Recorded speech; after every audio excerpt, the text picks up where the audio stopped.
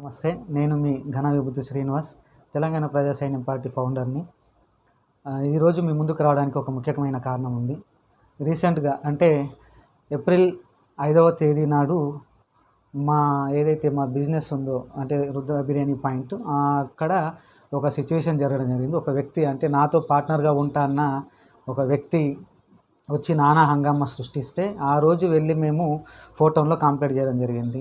అక్కడికి వచ్చి హంగామా సృష్టిస్తున్నాడు సార్, గొడవ చేస్తున్నాడు, మా షట్టర్‌కి లాకేసాడు, ఒకసారి మీరు దాన్ని యాక్షన్ తీసుకోవాలని చెప్పేసి అంటే సరే తీసుకుంటామని చెప్పేసి అంటే మేము కంప్లెయింట్ ఇవ్వడం జరిగింది. కంప్లెయింట్ ఇచ్చిన తర్వాత సాయంత్రం అదే రోజు కానిస్టేబుల్ని పంపించి అవునా కాదా తెలుసుకొని రమ్మంటే అది నిజమే అని చెప్పేసి ఆయన కూడా చెప్పడం జరిగింది.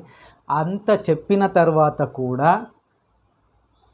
వాడు ఏం చేయలేడు, ఏం చేస్తారు, రేపు పిలిపిస్తామని చెప్పేసి ఎల్లుండి పిలిపిస్తామని చెప్పేసి పిలిపేయకుండా మళ్ళీ వెళ్ళి మేము అడిగితే అప్పుడు పిలిపించి పెద్దల సమక్షంలో ఏదైనా ఉంటే మాట్లాడుకోరని చెప్పేసి అన్నారు.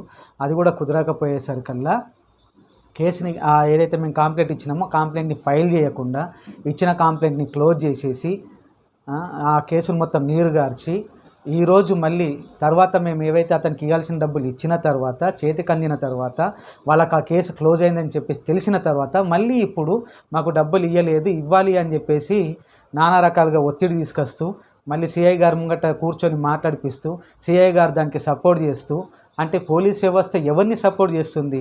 బాధితులకు సపోర్ట్ చేయాల్సిన పోలీస్ వ్యవస్థ ఎవరైతే ఇట్లాంటి క్రిమినల్ చర్యలకు పాల్పడుతున్నారో, క్రిమినల్ యాక్టివిటీస్ చేస్తున్నారో వాళ్ళకు సపోర్టింగ్గా ఎందుకున్నారు? అంటే వాళ్ళ వెనుక ఏదైనా బలగం ఉందా? ఎవరైనా వాళ్ళు ఇంప్లిమెంట్ చేస్తే మీరు ఇన్ఫ్లుయెన్స్ వల్ల మీరేమన్నా ఆ కేసును పక్కదారి పట్టించారా అని చెప్పేసి మేము అడుగుతున్నాము. ఇంకొకటి సిపి గారు, నిజామాబాద్ నగర కమిషనర్ గారు, పోలీస్ కమిషనర్ గారికి మేము ఒక రిక్వెస్ట్ చేస్తున్నాం. తక్షణమే మేము ఏదైతే కంప్లైంట్ ఇచ్చామో ఆ కంప్లైంట్ని కంటిన్యూ చేయాల్సిందే. ఎవరైతే మా మీద దాడికి చేయడానికి ప్రయత్నించిండో అతని మీద చట్టపరమైన యాక్షన్ తీసుకోవాలి, ఎఫ్ఐఆర్ బుక్ చేయాలని చెప్పేసి మేము డిమాండ్ చేస్తున్నాము.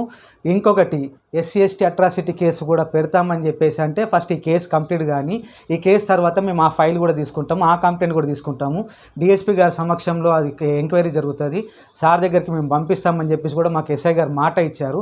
ఆ మాటను కూడా నీరుగార్చారు.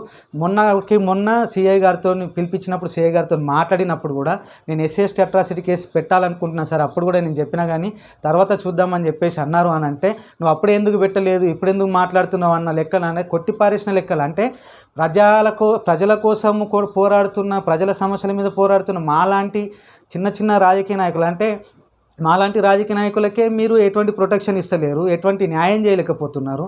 సామాన్య ప్రజల సంగతి ఏంటి మరి?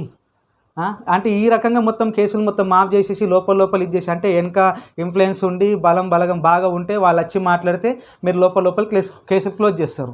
ఎంక్వైరీలో తెలిసింది వచ్చి అక్కడ దాడి చేసిండు, అమ్మ నా బూతులు తిట్టిండు అని చెప్పేసి ఫోన్లో నన్ను బూతులు తిట్టిన సంగతి అక్కడ చూసిన వాళ్ళందరూ సాక్ష్యం ఉన్నారు. అన్నీ తెలిసి కూడా అతని మీద ఎఫ్ఐఆర్ బుక్ ఎందుకు చేయలేదు అని మేము డిమాండ్ చేస్తున్నాం. ఖచ్చితంగా అతని మీద ఎఫ్ఐఆర్ బుక్ చేయాలి. SC/ST అట్రాసిటీ కేసు కూడా ఇంప్లిమెంట్ చేయాలి.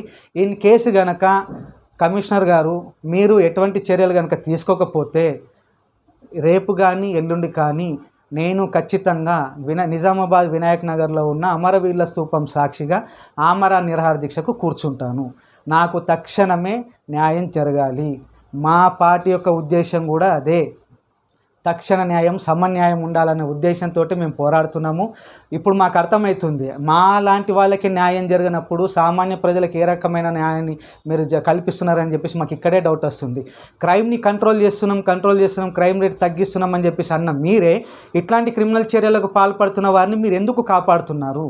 ఇలాంటి వారిని కాపాడుతున్న వారిలో 2-3 ప్రెస్ వాళ్ళు కూడా ఉన్నారు. వాళ్ళ అండదండలు చూసుకొని కూడా ఇతను ఎగురుతున్నాడు.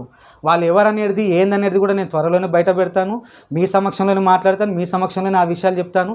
మీ నుండి కనుక నాకు పాజిటివ్ రెస్పాన్స్ కనుక కాకపోతే, ఒకవేళ రాకపోతే నేను డైరెక్ట్ ప్రైవేట్ కంప్లైంట్ ఇస్తాను, దాని మీద కూడా నేను పోరాడతాను. ప్రెస్ మీట్ ఏ రోజైతే ఇప్పుడు మాకు న్యాయం జరగకపోతే రేపు కానీ ఎల్లుండి కానీ నేను ఈరోజు సాయంత్రం వరకు నేను అనౌన్స్ చేస్తాను. ఎప్పుడు అది ఉంటుంది, సాయంత్రం వరకు నాకు ఏదో ఒక విషయం తెలియాలి. ఇన్ కేసు తెలియకపోతే రేపు కానీ ఎల్లుండి కానీ ఆ టైం కూడా నేను ఈవినింగ్ వరకు నేను మెన్షన్ చేస్తాను. ఆమరణ నిరాహార దీక్షకు ఖచ్చితంగా కూర్చుంటాను. నేను కూర్చొని న్యాయం కోసం పోరాటం చేస్తాను. ఎక్కడి వరకు అయితే అక్కడి వరకైనా సరే నాకు న్యాయం జరిగేంత వరకు నేను పోరాటం చేస్తూనే ఉంటాను. ఇలాంటి క్రిమినల్ యాక్టివిటీస్కి పాల్పడుతున్న వాళ్ళని మీరు వెనకేసుకొని రావడం, అది కూడా మీరు దాన్ని ప్రోత్సహిస్తున్నట్టే లెక్క. మీరు దాన్ని అంతం చేయాల్సిన వాళ్ళు, మీరు దానికి వంత పాడుతున్నారు, వాళ్ళని మీరు ప్రోత్సహిస్తున్నట్టుగా ఇక్కడ అనిపిస్తున్నది.